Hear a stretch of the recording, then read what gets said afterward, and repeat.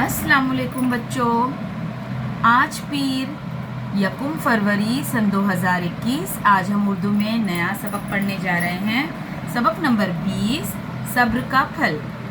तो आज मैं इस सबक की बुलंद ख़्वानी कर रही हूँ, आप गौर से सुनिए। इस सबक की मुसन्निफ़ा हैं शबनम कादरी। नानी अम्मा इशा की नमाज पढ़कर जूं ही अपनी चारपाई पर आकर बैठी, बच्चों ने उन्हें घेर लिया।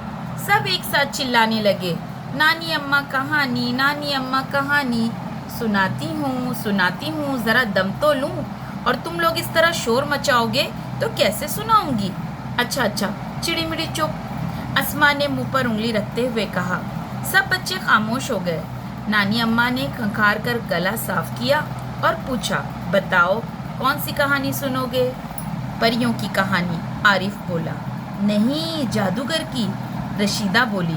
नहीं, जंगली जानवरों की, इस्माइल ने जोर देकर कहा। नानी अम्मा बोली, बच्चों ये कहानियाँ तो तुम हमेशा सुनते रहते हो।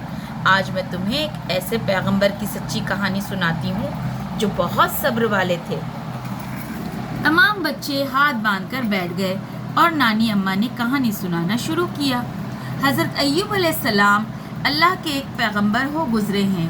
आप बहुत मालदार और खुशहाल थे। आपकी कई औलादें थीं। दुनिया की सारी नेमतें आपको हासिल थीं, मगर आप खुदा की याद से कभी गाफिल नहीं रहते। आप खूब दिल लगाकर खुदा की इबादत करते थे।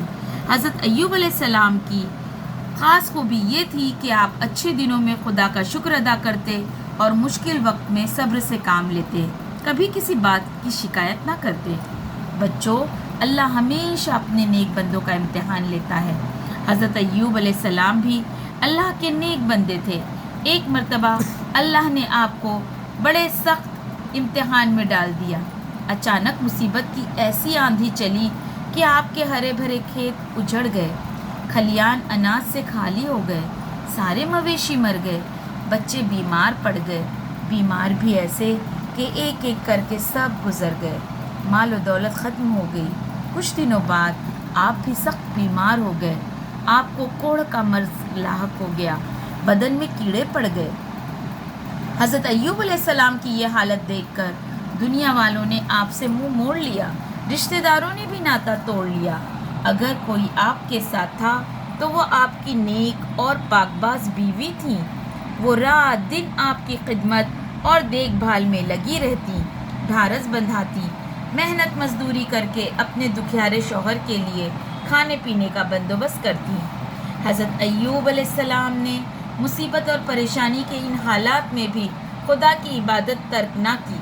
हर वक्त आपकी ज़बान पर खुदा का जिक्र होता। आपको इस बात का यकीन था कि हर तकलीफ़ के बाद राहत मिलती है। खुदा मुझे सब्र का फल ज़रूर देगा। आखिर खुदा को हज़रत अय्यूब अलैहिस्सलाम के हाल पर रहम आ ही गया। आपकी आजमाइश के दिन ख़त्म हो गए। एक दिन खुदा के हुक्म से ज़मीन से पानी का चश्मा उबलने लगा। खुदा ने आपके दिल में ये बात डाली कि इस चश्मे का पानी पियो और उससे गुस्ल करो। आप रोज़ाना ये पानी पीते और गुस्ल फरमाते। खुदा की कुदरत से रफ्ता रफ्ता आपका मर्ज दूर होता गया। एक दिन आप पूरी तरह सेहतयाब हो गए।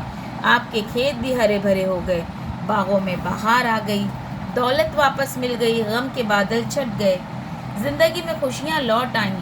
हज़रत अय्यूब अलैहिस्सलाम इम्तिहान में पूरे उतरे थे। कहानी ख़त्म होने के बाद नानी अम्मा ने पूछा, बच्चों बताओ तुमने इस कहानी से क्या सीखा। अस्मा जो उम्र में सबसे बड़ी और सियानी थी बोली, नानी अम्मा हमने सीखा कि सब्र का फल मीठा होता है। नानी अम्मा ने खुश होकर कहा, शाबाश, जाओ अब सब अपने अपने बिस्तर पर जाकर सो जाओ, सुबह स्कूल जाना है। बच्चों ने नानी अम्मा को सलाम किया और सोने के लिए चले गए। तो माशाल्लाह इतना बेहतरीन सबक, जिस सबक में हमको ये समझने और सीखने का मौका मिला कि सब्र का फल हमेशा मीठा होता है। ये वो फल है अगर आपने अल्लाह की दी हुई आजमाइश पर सब्र किया और उस पर शुक्र अदा किया और अल्लाह को याद करने से नहीं भूले, अल्लाह ताला आपके आजमाइश के दिन भी, मुश्किलों के दिन भी ख़त्म करते हैं और राहत के दिन दोबारा से आ जाते हैं। तो आज हम इस सबक को बेटा जूम की ऑनलाइन क्लास में मज़ीद समझेंगे। आज आप दोबारा इस सबक को एक बार पढ़ेंगे और एक मरतबा लिखकर ग्रुप पर आपको सेंड करना है। ठीक है बेटा, चलिए, अल्लाह हाफिज़।